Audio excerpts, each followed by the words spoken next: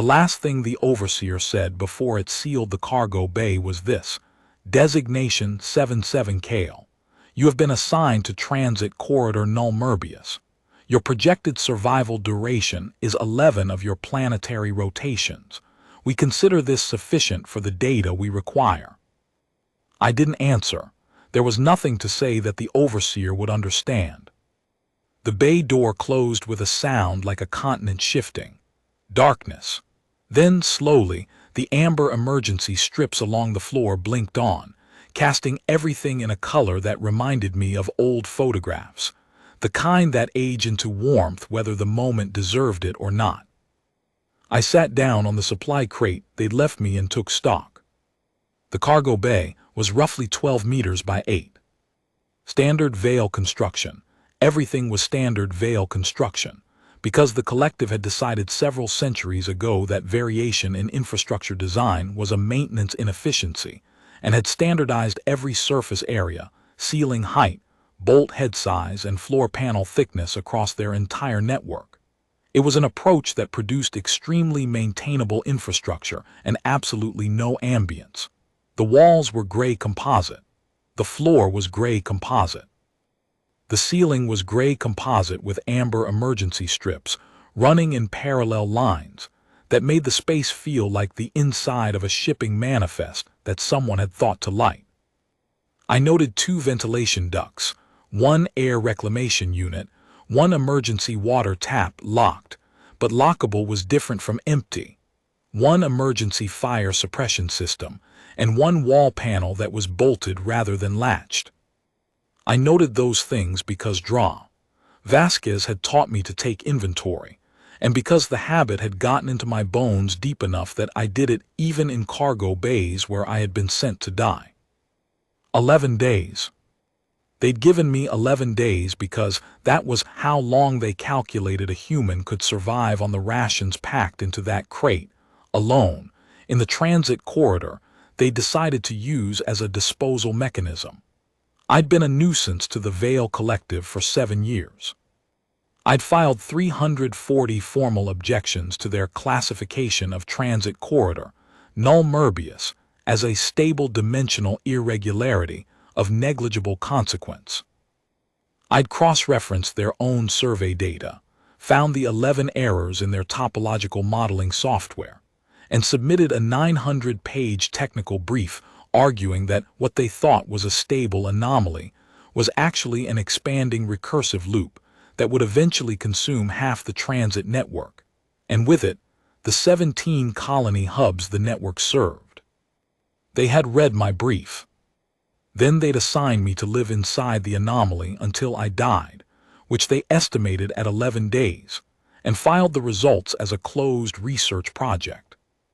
That's the thing about the Veil. They're not cruel exactly. Cruelty implies enjoyment. What they are is thorough. Everything is a data problem. Everything has an acceptable error margin, and apparently I was inside that margin. My name is Kale Morrow. I'm a transit topologist human, obviously, the only one the collective had ever bothered to hire, and then only because they couldn't make sense of the network their engineers had built. The Veil think in perfectly ordered branching systems. What they'd built, expanding Null Merbius corridor by corridor over 400 years without ever mapping it in aggregate, was something else entirely. Something they genuinely could not see, because seeing it required a kind of spatial intuition that 400 years of perfect algorithmic thinking had apparently designed out of them. I could see it. I'd seen it the first week on the job, when they handed me a survey terminal and told me to cross-reference infrastructure logs from 8 separate station clusters. I'd spent 3 hours staring at the outputs, and then I'd gone very still, because what I was looking at was beautiful in the way that a landslide is beautiful, tremendous, and inevitable, and already in motion. Transit corridor Null Merbius was not a corridor, it was a loop. Specifically, it was a Merbius loop, a topological structure with 1 continuous surface and 1 continuous edge, which sounds abstract until you understand the implication. If you map the collective's entire transit network onto that surface, you would eventually discover that some parts of the network existed on both sides of themselves simultaneously. A train that entered at node 7 would exit not at node 8, but somewhere behind node 7, on the other side of a surface that had no other side. Things that entered did not leave, they circled. They had been circling for a long time. The first person I told was my immediate supervisor, a Vale administrator named HFY, who handled contractor relations for the Transit Authority. HFY had read my preliminary memo in approximately 30 seconds, looked up and said, "This analysis conflicts with our infrastructure database." "The infrastructure database is incomplete," I said. "Here are the specific gaps." I showed the preliminary findings on my terminal. HFY read those too. "You are proposing that our infrastructure database, which is compiled from 400 years of detailed survey records, contains errors of sufficient magnitude to misrepresent the fundamental topology of a major transit corridor." "Yes," I said. "That is an extraordinary claim." "It requires extraordinary evidence," I said. "I'm aware. I'll need access to the original survey records from the network's first 200 years. They're in the National Archive. I want to verify the geographic progression of the network's expansion against the current topology model." HFY had authorized that access, which I thought was a good sign.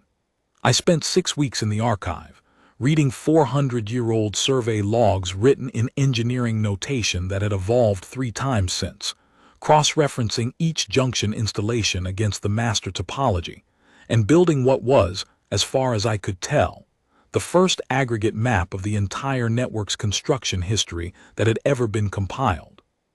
The picture that emerged was clear and, to me, deeply familiar. I had seen it before, in human transit networks, in water systems, in electrical grids, in any complex infrastructure built incrementally by multiple teams over multiple generations without a central topological review authority. Individual decisions, all locally rational. A collective shape, globally irrational. The network had grown into a Möbius loop, the way ice grows across a pond. One molecule at a time, each bonding correctly to its neighbors, until one morning you look at the whole surface, and it's done something no individual molecule intended. I had brought this to HFY with the archive evidence and the aggregate map. HFY had reviewed it and escalated to the transit director. The transit director had reviewed it and referred it to the network modeling division. The network modeling division had run it through their software and reported that the software showed a stable irregularity in null Möbius corridor, not a closed surface topology. I had then spent 6 months documenting the 11 errors in the modeling software. I had gone to the overseer with this finding on my 2nd week. I had gone back on my 3rd, my 5th, my 19th. I had compiled the errors in their modeling software, rebuilt the survey data from scratch using human topological notation rather than Vale branching graph notation, and produced the kind of visualization that should have made the answer obvious even to something that thought in straight lines. The collective's response, every time, was the same. Their models showed a stable irregularity. Their models were correct. I was experiencing a perceptual anomaly common to biological intelligences when processing high-dimensional spatial data. 7 years. Now here I was. I opened the supply crate and inventoried its contents with the methodical calm I'd learned in graduate school, when my advisor, a woman named Dra. Vasquez, who had 3 doctorates and smoked hand-rolled cigarettes in her office, and once told me that the entire history of mathematics was just humanity arguing with infinity and occasionally winning, had made me inventory every tool before every field survey, because, she said, you can't solve a problem you haven't measured.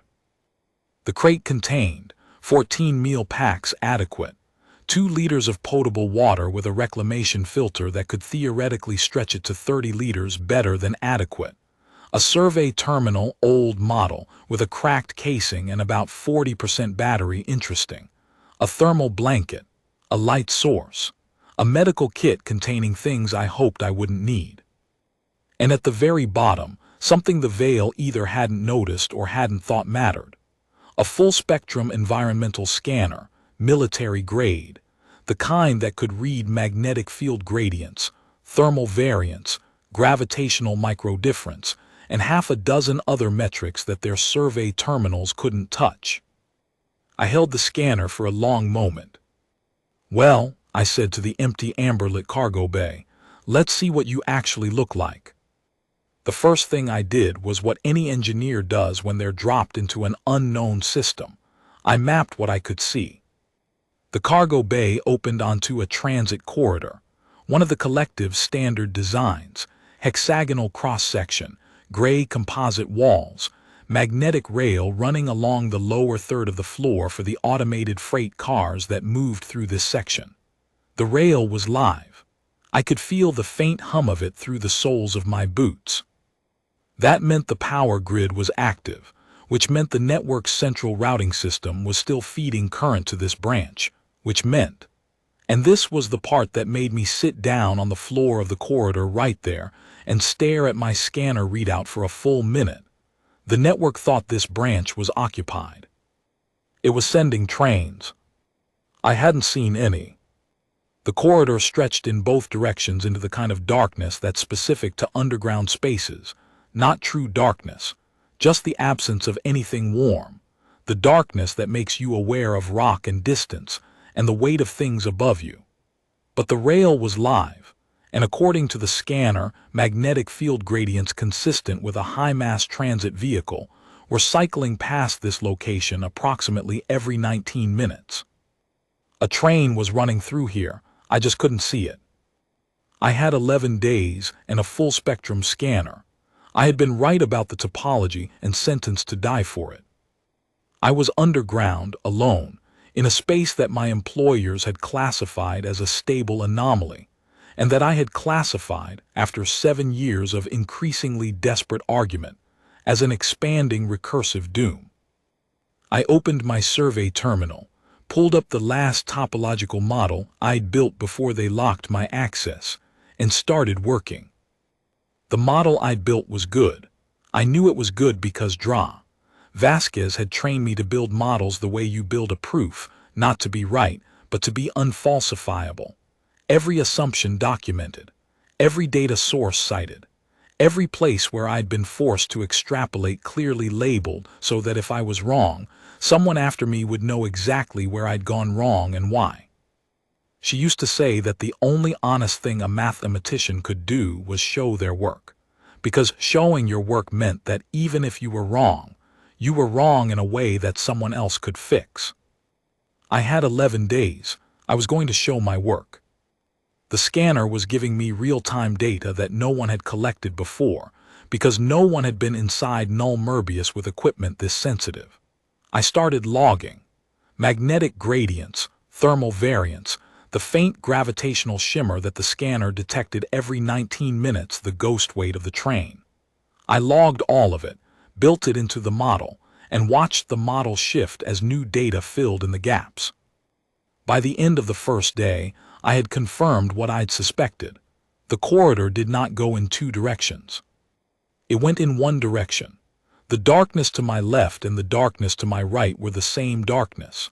I was sitting on a Möbius strip, and the train running past me every 19 minutes had been running past this spot, past this exact spot, this cargo bay, this amber-lit bubble of atmosphere, for a very long time. I sat with that for a while.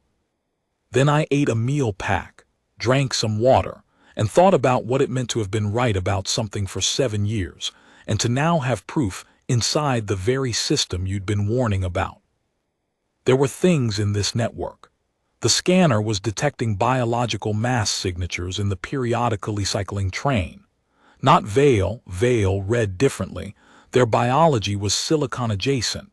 Their mass signatures were clean and geometric.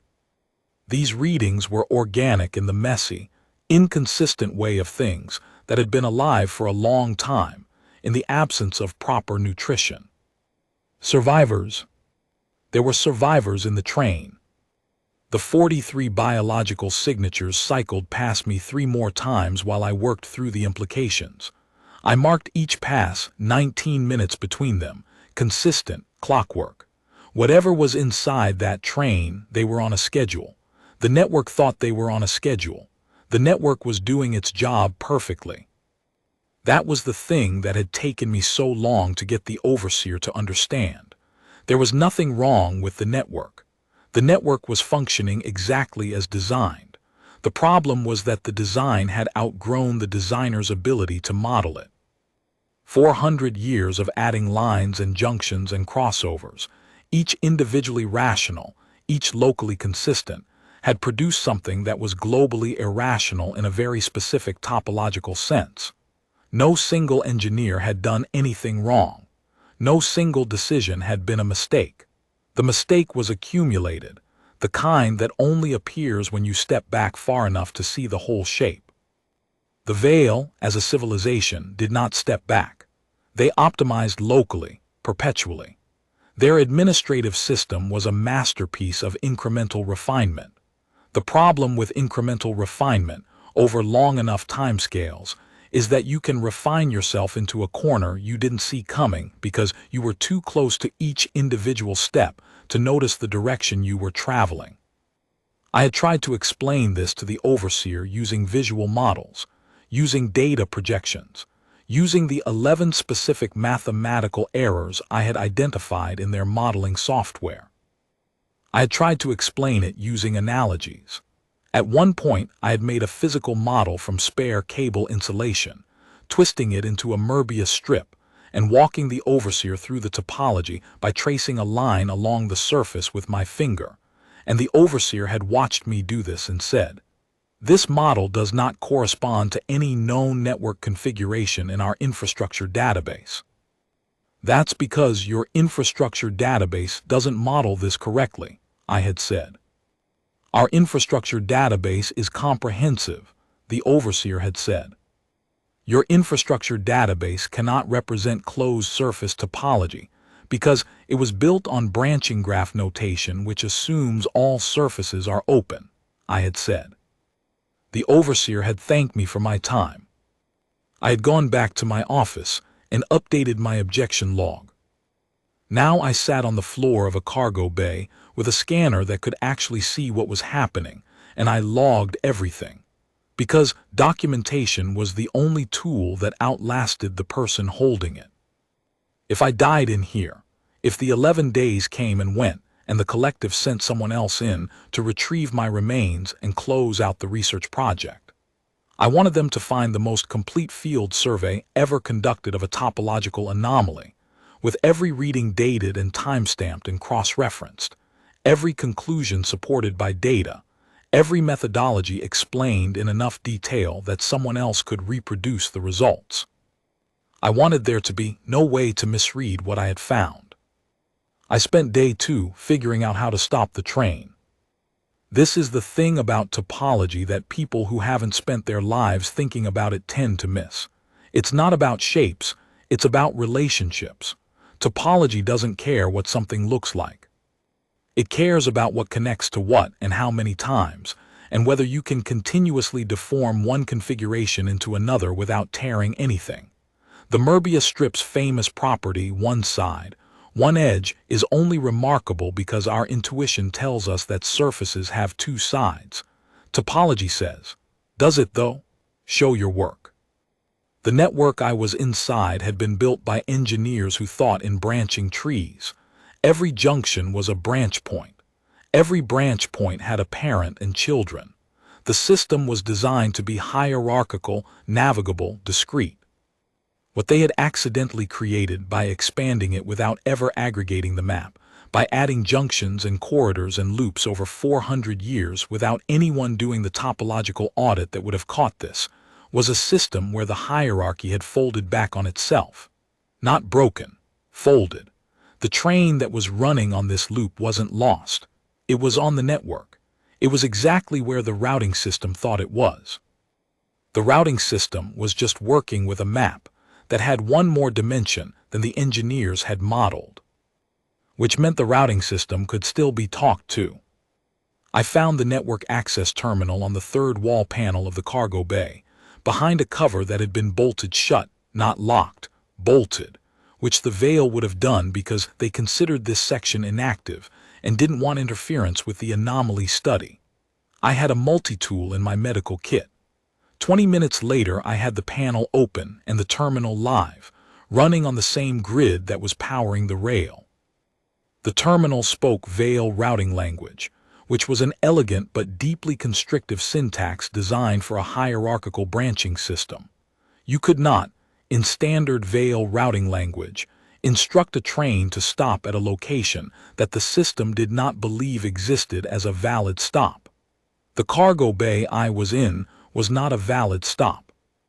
It was, according to the routing system, approximately 300 meters down a maintenance spur off junction 7 null, which did not appear on the master network graph, because the master network graph had been compiled from individual branch-level surveys that had never been integrated. I could not, in standard Veil routing language, tell the train to stop here. I spent day 2 reading the routing terminal's documentation, all of it. There were 4,300 pages of technical specification, accessible through the terminal's archived files, describing every aspect of the Veil network management system's routing logic. I read the way I had always read technical documentation, fast, looking for structure first, then going back for detail. The structure was elegant.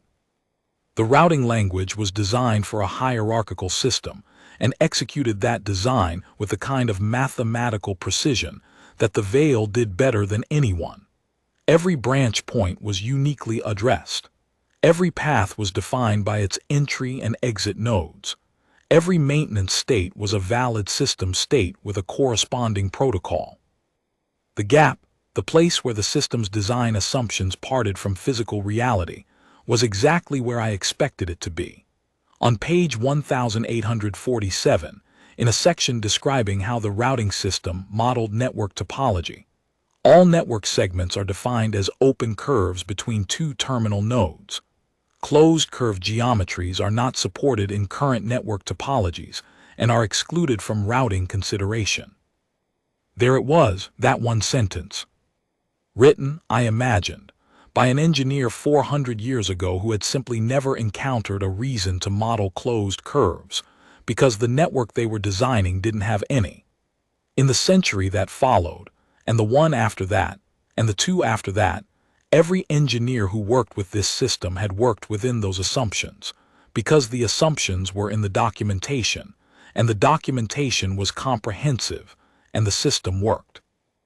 The system worked perfectly, right up until the moment it didn't, and then it kept working perfectly in a way that produced a topological prison for 43 people, because nothing in the system's design told it that this was a problem. I started day 3 without sleeping, which was not ideal, but was also not something I was going to stop doing. I had 7 days of rations left and an impossible thing to build. Sleep would happen when the math demanded it. I spent day 3 building a new language. This is the other thing about topology. It has its own notation, developed over centuries by human mathematicians who needed a way to describe spaces that couldn't be drawn in 3 dimensions. It's not intuitive. It's not pretty, but it's precise in ways that Veil branching graph notation simply wasn't designed to be, because Veil branching graph notation was designed to describe hierarchies, and what I needed to describe was a loop. Vasquez used to say that every unsolved problem was just a translation problem. You had the right idea. You didn't have the right language to say it in. Find the right language and the problem explains itself. I translated the routing terminal's command syntax into topological notation, mapped the Möbius geometry of the network onto the routing system's internal model, found the 17 places where the system's model diverged from reality, and wrote a routing command that the system could execute without understanding what it was executing. A stop request, phrased as a maintenance halt, at a location that the system would recognize as Junction 7 null even though it was actually the cargo bay, which was both the same place and not the same place, depending on which surface of the strip you were measuring from. The notation I was working in had taken me 3 years to develop to its current form. It had started as a personal shorthand, a way of sketching topological relationships in my field notes that was faster than drawing them out. Over time, as I'd built and rebuilt the null Möbius model, it had evolved into something more formal, a consistent system with its own grammar and rules, capable of precisely representing the closed surface geometries that veil notation could only approximate. I had included it as an appendix in Objection 147, thinking it might help the overseer understand the model. The overseer had noted it as non-standard notation of uncertain utility and moved on. It was, as it turned out, the right tool for exactly this problem, the only tool that could have worked. I was translating the routing system's commands into my notation, rewriting them so that they described the actual geometry of the network rather than the branching tree geometry the system assumed. When Sura came and sat next to me on the floor, she didn't say anything. She watched my hands on the terminal, watched the notation building up on the screen, and I could see her working through it. The same expression she'd had when she looked at the map in Car 3, trying to correlate what she was seeing with what she already knew. After about 20 minutes, she said, "That junction point there, the one you've labeled 7A. The virtual junction," I said, "the exit. You're placing it between the foldback point and the entry to the main loop." I looked at her. "You know what a foldback point is?" "I've been looking at that map for 8 years, she said. "I didn't know what to call it, but I knew something was happening at that point in the network. Every time we passed through it, the train felt different. Not mechanically, spatially, like the air was thicker." She paused. "That's the Möbius point, isn't it, where the strip turns over?" "Where the surface inverts," I said. "Yes. And if you put the junction before that inversion, the exit path diverges before the network roots back on itself," I said. "The train can take a branch that leads out rather than continuing the loop." She was quiet for a moment. Then she said, "I wrote that." She nodded toward the terminal, toward the topological shorthand in the corner of the screen that I'd incorporated into the notation. "That notation in the corner, that was mine. I found a reference to it in a passenger's luggage, a university textbook, Transit Infrastructure, 2nd chapter. I couldn't understand most of it, but the notation for closed curves made sense to me, so I started using it on the map. I was trying to describe what I felt at that foldback point. I looked at the notation, then I looked at her. "You were trying to solve it," I said. "We had 8 years, she said. "We tried everything we could think of." I went back to the terminal and kept working, and I was aware as I worked of what it meant that she had gotten as far as she had, with a 2nd chapter textbook reference, and 8 years of close observation of a problem she didn't have the mathematical language to fully articulate. The solution had been trying to emerge from 2 directions at once. It had just needed the 2 directions to meet. This is the bit I'm not going to try to explain clearly, because the honest answer is that it's not explicable without the math. What I can tell you is that when I submitted the command, the routing system accepted it because the math was right. And when the math is right, systems obey. That's the thing about the universe. It doesn't care about your hierarchy. It cares about the math. On day 4, at approximately 0300 by my body clock, I felt the rail vibrate differently under my boots, not the ghost shimmer of the passing train, but something heavier, something decelerating, and the darkness at the far end of the corridor began to resolve into the headlights of an approaching vehicle. The train stopped. The doors opened. I want to be clear about what I saw, because I've written about this in the formal report, and I want the record to reflect that I am not prone to sentimentality. I am a topologist. I work with abstractions. I am at peace with the fact that the universe is mostly empty space arranged in ways that resist simple description. But when those doors opened, what came out of the train was not what I expected. I expected survivors in the condition you'd expect survivors to be in after an unspecified but certainly long period of being trapped in a transit loop inside a dimensional anomaly, disoriented, deteriorated, potentially beyond recovery. What I got was something stranger and more human than that. I went through the cars one by one before I spoke to anyone, because I was a researcher and this was data, and I needed to see it clearly before I let the emotional weight of it land, which it was going to, because I was also human, and this was 43 people who had been inside a dimensional anomaly for 8 years. Car 1, 12 people. 3 sleeping, which I later learned was the night rotation.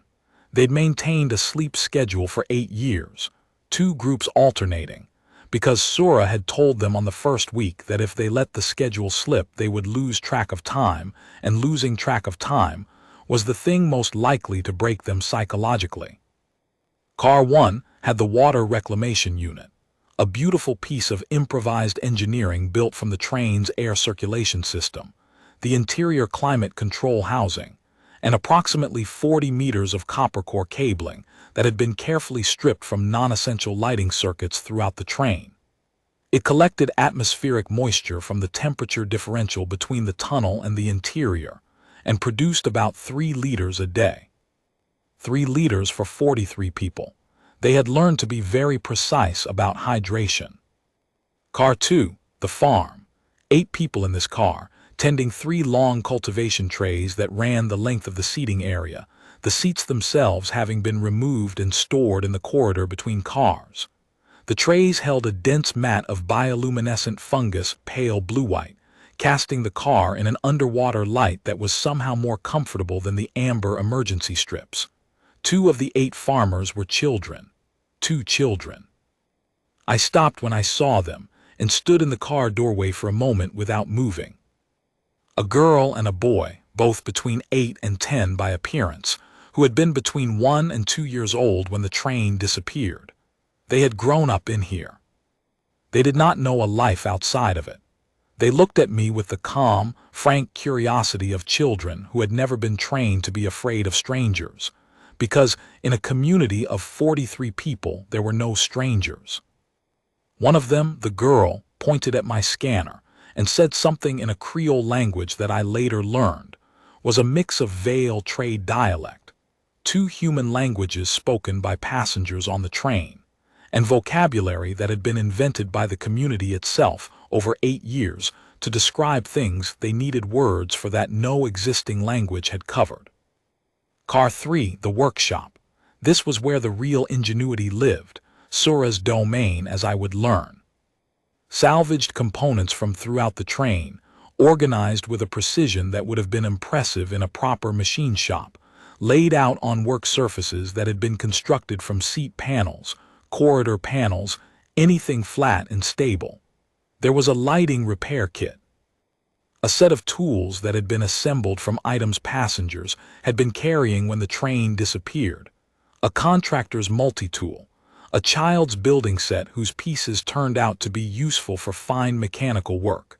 A gardening kit whose implements were now primarily used for fungus cultivation. And on one wall, a map.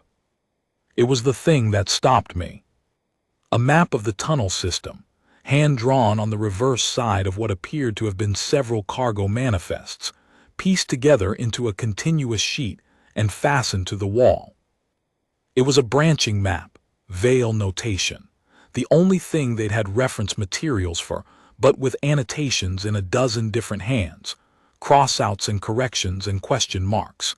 And in one corner, a notation in a language I recognized as a variant of human topological shorthand, written small and cramped as if the person writing it hadn't been sure they were doing it right. Someone in the loop had figured out part of the problem. They hadn't had the tools to finish it, but they'd gotten somewhere. There were 43 of them. They were thin. They were wearing the remnants of clothing that had not been designed for long-term wear, patched and repatched with materials I couldn't immediately identify, until I realized they'd been disassembling non-critical train components for fabric. They had a system for water reclamation that used the train's thermal differential to condense atmospheric moisture. Someone had jury-rigged it from the air circulation system, using parts that were not designed for this purpose. They had a growing medium in 3 of the rear cars, cultivating a bioluminescent fungus that I later identified as a variant of a species native to the collective's agricultural world. Someone had been on a gardening trip when the train disappeared and had seeds in their carry luggage. They had been in the loop for, as near as they could calculate, 8 years. The first one out was a woman named Sura, who had been a maintenance engineer for the Transit Authority.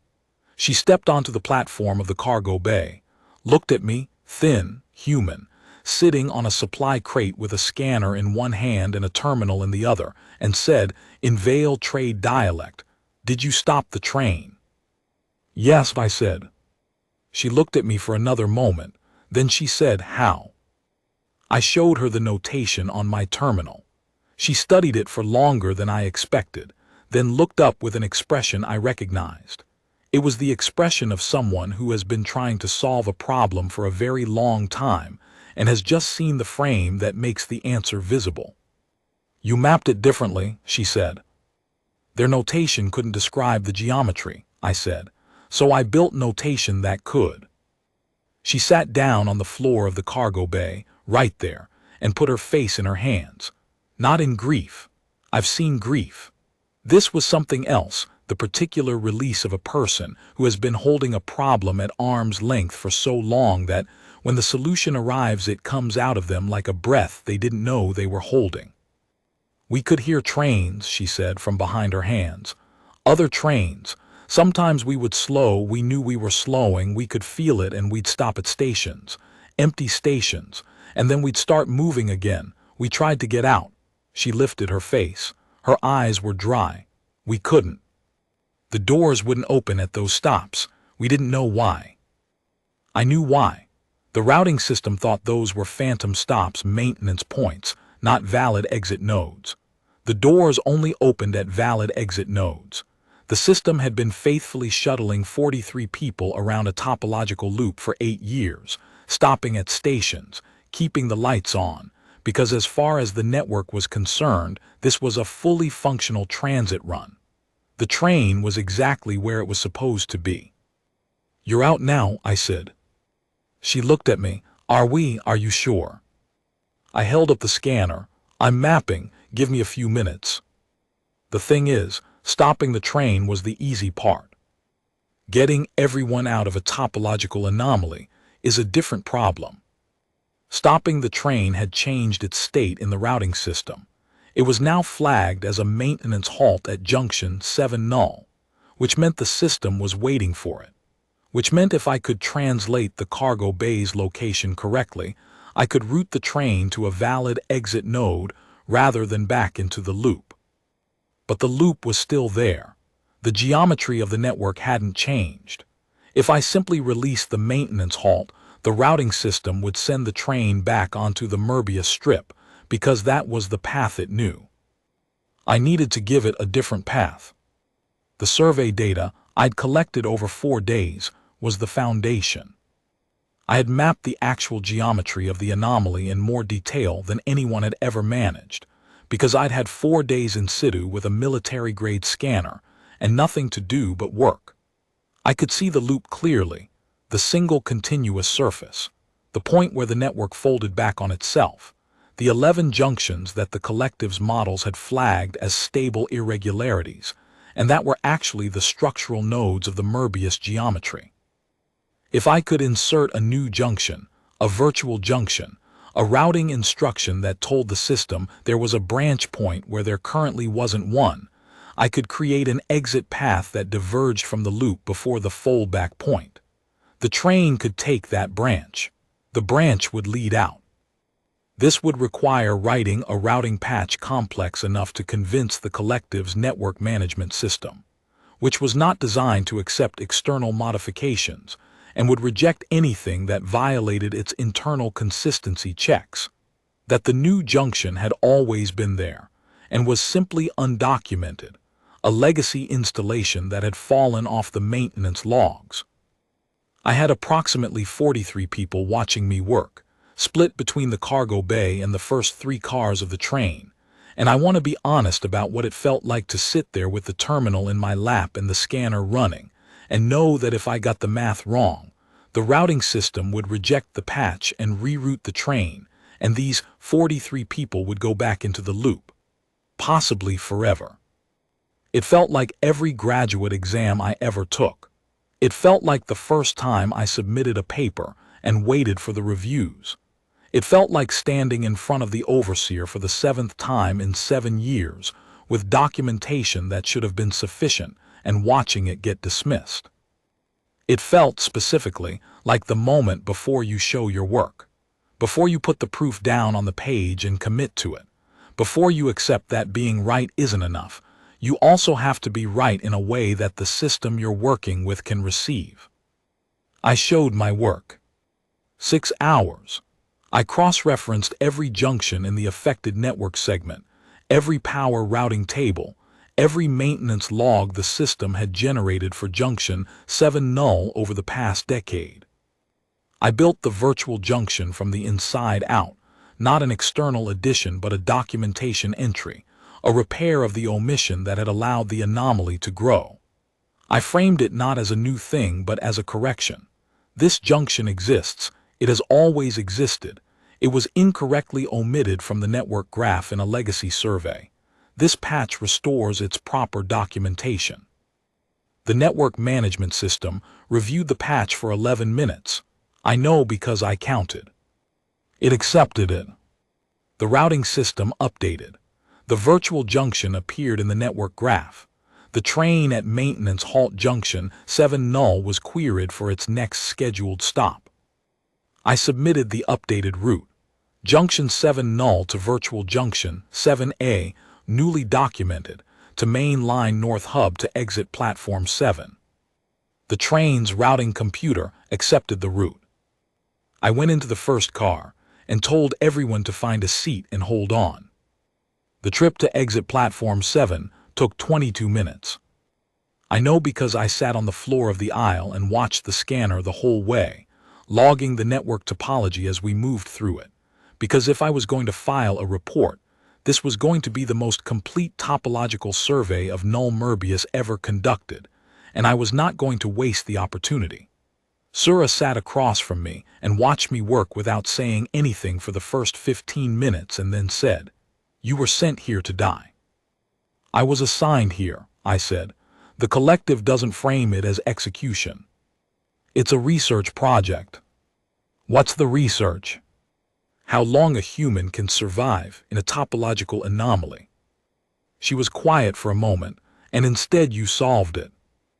"I filed 340 objections over 7 years," I said. "I had the solution. I just needed the data to prove it." "They gave you the data by locking you in it." "Ironic," I agreed. She looked out the window at the tunnel walls sliding past, real walls now, not the ghost geometry of the loop, real rock and composite, and the lights of the network infrastructure blinking past at transit speed. "What happens when we get out?" "I file my report," I said. "They sentenced you to die." "They assigned me to a research project," I said. "I'm completing it. I'm coming out with 44 survivor accounts, a complete topological survey of the anomaly, a working patch for the network routing system, and proof of every error in their modeling software. That's a very complete research project." She laughed. It was a short laugh, not a happy one, but real. "You think they'll accept that?" I looked at my scanner. The virtual junction was holding. The route was clean. 22 minutes to exit platform 7, and somewhere above us, the collective's network management system was quietly updating its records to reflect a junction that had always been there and was now, finally, properly documented. "I think," I said, "that the network has already accepted it. And the network is the part that matters." Exit platform 7 was empty when we pulled in. Empty in the way that things are empty when no one has expected them to be occupied. No ground crew, no transit officials, no collective authorities. Just a platform in the standard gray composite style, the amber gold of the platform lights, and the faint hum of a live rail. We stopped, the doors opened, they stayed open. 43 people filed out of a train that had been missing for 8 years, and stood on a transit platform looking at each other, and at me with the specific expression of people who are not yet sure that what is happening is real. I stepped out last. The platform comm terminal was on the far wall. I used it immediately, because I was not going to stand on a platform with 43 people who had just spent 8 years in a dimensional anomaly and wait for someone to find us. I filed a preliminary situation report to the Transit Authority's Operations Center, while the 43 people around me stood in the kind of silence that isn't empty. It's full of things that haven't been said yet because the words for them are still being assembled. 43 survivors, medical assessment required, routing anomaly resolved, network patch integrated, full report attached. While I was filing that, one of the children, the girl from Car 2, the one who had pointed at my scanner, came and stood next to me and watched what I was doing on the terminal. She was up close, extraordinary in the specific way that children are who have grown up in constrained and demanding circumstances, entirely competent in her domain, relaxed within it, and utterly matter-of-fact in the face of things she didn't know. Not resigned, not incurious, just practical. She asked, in the Creole the community had developed, something I parsed as a question about what the terminal connected to. It sends messages, I said, outside the network. She considered this, then in Veil Trade dialect, how far outside? Anywhere, I said, the whole collective, farther with the right relays. She absorbed this with a nod, not amazement, not the sudden opening of a world previously imagined as small. A problem parameter updating. Then she went back to where the boy was explaining something to 2 adults using a gesture-based shorthand that I realized, with a start, was a communication system. Something they'd developed for use when the train was too loud for voices to carry reliably. They had built a language, trapped in a closed geometric loop, and they had built a supplementary language for the specific acoustic constraints of the environment they were trapped in. I went back to the comm terminal and added a line to my preliminary report: community integrity intact, cultural and technical adaptation extensive. Social integration support will require specialist assessment beyond standard Veil protocols. Then I went and stood with the rest of them and waited. The platform intercom crackled. A routing update notification, standard automated announcement, the kind the system generated whenever a maintenance halt resolved and a vehicle returned to service. The synthesized voice was Veil standard, flat and precise. Transit Unit Null Merbius 7 returning to active service. All system checks nominal. Proceeding to scheduled maintenance review. The train doors closed. The train left. I stood on exit platform 7 with 43 people I'd met 4 hours ago and a scanner full of data, and pulled out my battered, cracked casing survey terminal and opened the report template I'd been maintaining since day 1. Report title: Investigation and Resolution of Transit Corridor Null Merbius Dimensional Anomaly. Principal Investigator: Cale Morrow, Consultant Transit Topologist, Collective Contract Reference 77K. Duration of Investigation: 7 years 4 days in situ. Methodology: see attached survey data. Findings: see attached topological model. Resolution: see attached network routing patch, now active in system. Conclusions: the anomaly was not a stable irregularity.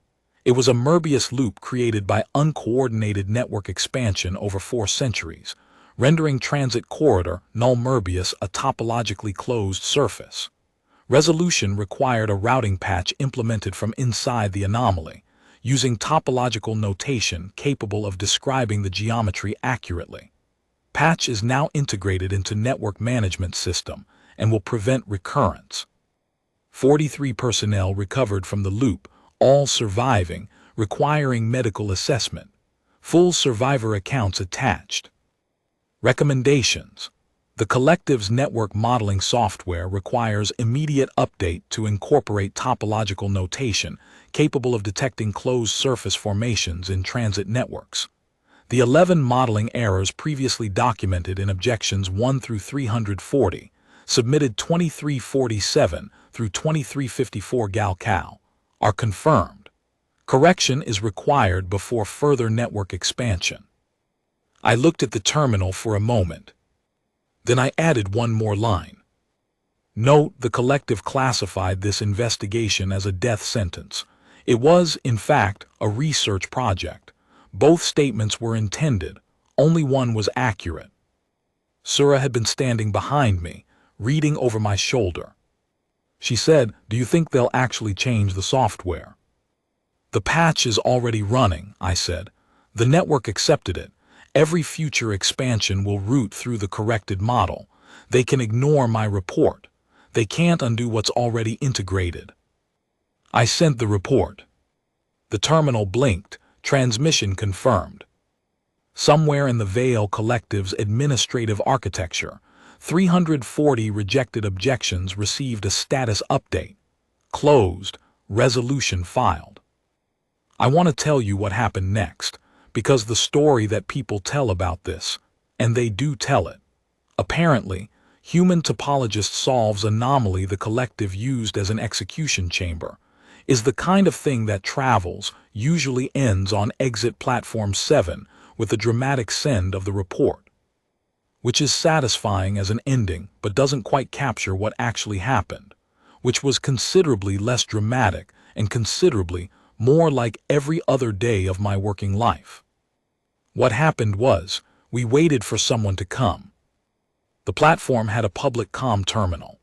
I used it to contact the collective's transit authority, not the overseer, not the administrative office that had signed my assignment to Null Merbius, but the routing operations center, the people who actually ran the network day to day, and who were, I had learned over 7 years, significantly more interested in making the network function correctly than in the administrative question of what to do about the human who kept filing objections.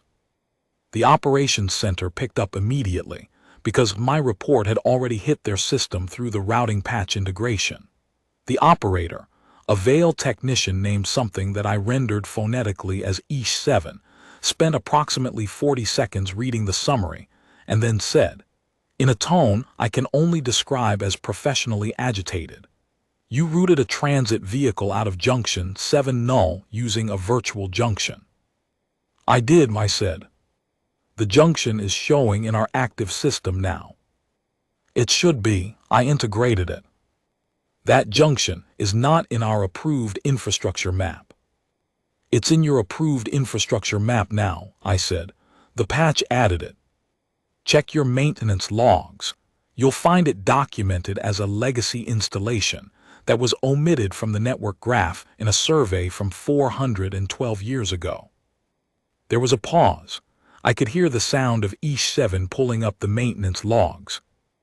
"There's a documentation record here," Ish7 said, "for a junction installed 412 years ago." "That's the one," I said. "Did you create that documentation record?" "I corrected the omission," I said. "The junction was functionally present in the network's topology.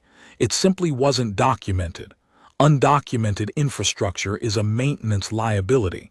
I resolved the liability." Another pause, longer.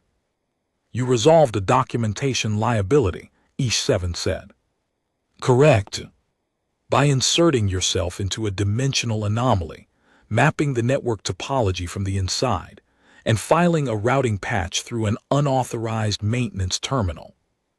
"The terminal was authorized," I said. "It was collective hardware on the collective network. I was a collective contractor. My contract was in effect, I checked.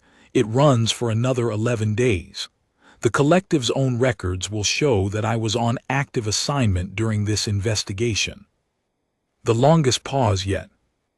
I heard Ish7 consult with someone off-comm. I heard the word routing several times and the word unauthorized, and the phrase functionally integrated. I ate the last of my meal packs while I waited. It tasted like a problem solved. I heard someone in the background say something that included the phrase, "The patch is self-consistent," and the phrase, "I don't know how," and then a longer silence in which I imagined a room full of Veil network technicians staring at a virtual junction that had not existed in their system 90 minutes ago, and that was now showing up in the maintenance logs with full documentation dating back 400 years, attributed to a survey team whose records existed in the archive, which no one had checked because no one had had reason to cross-reference maintenance logs that old against the active network graph. The documentation was accurate in the sense that it correctly described the junction's topological relationship to the surrounding network. Whether a survey team had actually installed it 400 years ago was a philosophical question I was prepared to discuss at length if anyone wanted to have that conversation. But I suspected that what they would actually do, being Veil, was update the infrastructure database and file the discrepancy as a legacy documentation error, which was functionally correct and would allow everyone to move forward without a difficult conversation about what I had or hadn't done. I was prepared to be wrong about this. Humans often are. But I had worked with the Veil for 7 years and had a reasonable model of their institutional responses. Ish7 came back on. The Routing Operations Center is acknowledging receipt of your field report. A maintenance team has been dispatched to exit Platform 7. The 43 recovered personnel will be transferred to medical facilities. Your report will be reviewed by the Network Technical Committee. The modeling software errors are documented in the attachments, I said. Objections 1 through 340. The committee will find them clearly labeled. We will review, said Ish7.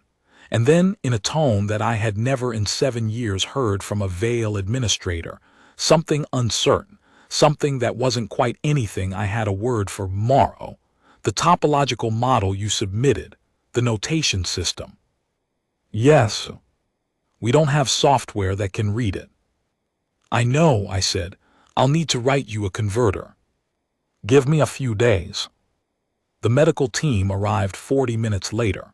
The technical committee's response came 18 hours after that.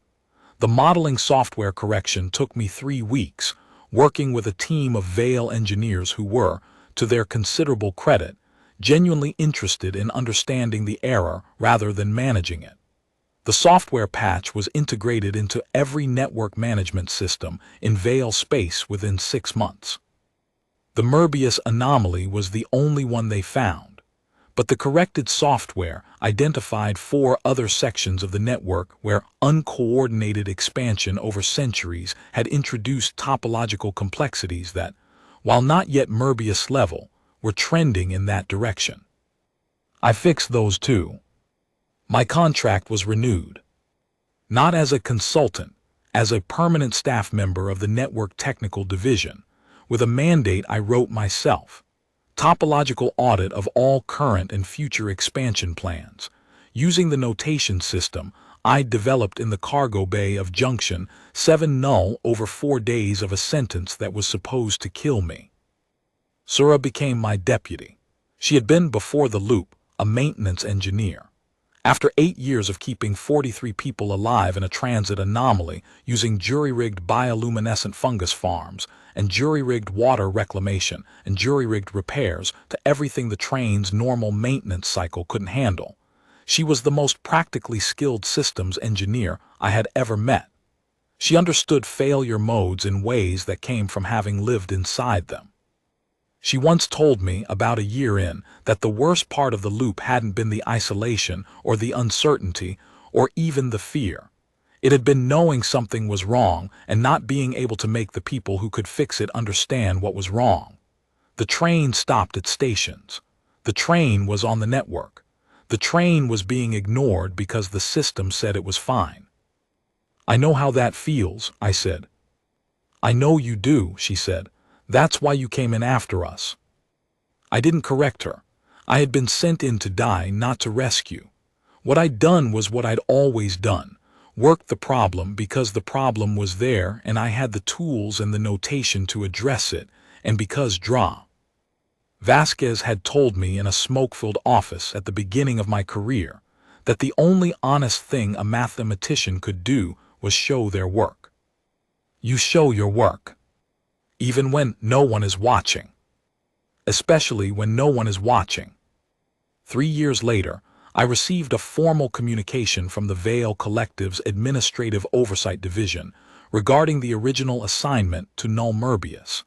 It was the most veiled document I have ever read, 12 pages long. It acknowledged that the assignment had been structured as a disposal mechanism for a contractor whose findings were administratively inconvenient. It acknowledged that the findings had proven correct. It acknowledged that the routing patch and associated software corrections had prevented what their updated modeling software estimated would have been, within 40 to 60 years, a network collapse affecting 17 colony hubs and approximately 400 million residents. It did not apologize. The Veil don't have a cultural mechanism for apology in the human sense. What they have is a mechanism for formal error acknowledgement and procedural correction, which is different and in some ways more useful. The document closed with a single line that I read 3 times. The collective acknowledges that contractor Morrow's persistent objections, while procedurally non-compliant, were technically accurate. The collective's error in classifying this persistence as an administrative liability rather than an asset is noted for future reference. I put the document down. I looked out the window of my office, which was underground because all my offices were underground, because I worked in transit networks, and that's where transit networks lived. I thought about the 2 children in Car 2 who had grown up farming bioluminescent fungus in the recycled light of an underground train, and who would now have to learn what sky was. The transit authority had assigned them social integration support. The collective, to its credit, did have social support infrastructure, designed primarily for Veil psychological needs but adaptable. It would not, I thought, be quite adequate for children who had learned to navigate a train that ran in a closed topological loop, and who had a functional working vocabulary for concepts that didn't have names in any existing language. They would be fine. They were the children of people who had survived 8 years in an impossibility. They had learned to be fine. I thought about the map in Car 3 with its 12 different handwritings, all of them circling the same problem from different directions, none of them quite having the tools to reach the center. All of them trying, 43 people in a loop, and not one of them had stopped trying to understand it. That was the thing. That was the specifically human thing, in a way that I'd never had language for until I stood on exit platform 7 and watched the train leave and tried to articulate why I was not, at this moment, angry. The Veil had put me in the anomaly. The Veil and the anomaly had been trying to solve the anomaly for 8 years. Between us, we had solved it in 4 days. The anomaly had not defeated us. The anomaly had concentrated us. I thought about Vasquez, who had probably known when she taught me that I would end up somewhere like this, who had trained me to show my work because she understood, in the way that people who have spent their lives at the edge of what other people can understand usually understand, that there would be days when showing your work was the only tool you had. I thought about the 11 days they'd given me and the 4 I'd used, the 7 years and the 340 objections, and the one solution that had always been there, waiting for someone to build the right notation to describe it. I thought about 43 people on a train, circling. And I thought about what it means to be human specifically, not generically, not rhetorically, but specifically. Humans are not stronger than the Veil.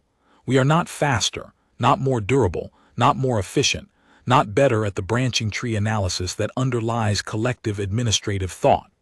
What we are is this: we are bad at giving up. We are constitutionally resistant to the conclusion that a system that has always been wrong is nevertheless correct.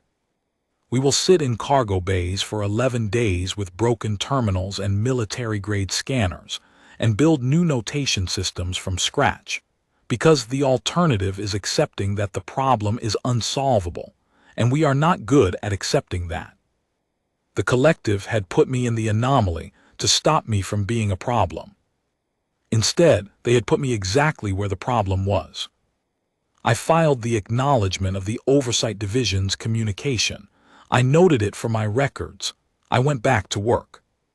There was a survey to run on a new expansion segment in the outer transit hub. The preliminary data showed a topological irregularity in Sector 9. Nothing stable about it, as far as I could tell. But I had the notation for it, and I had the time. I called Sura and told her to bring the good scanner.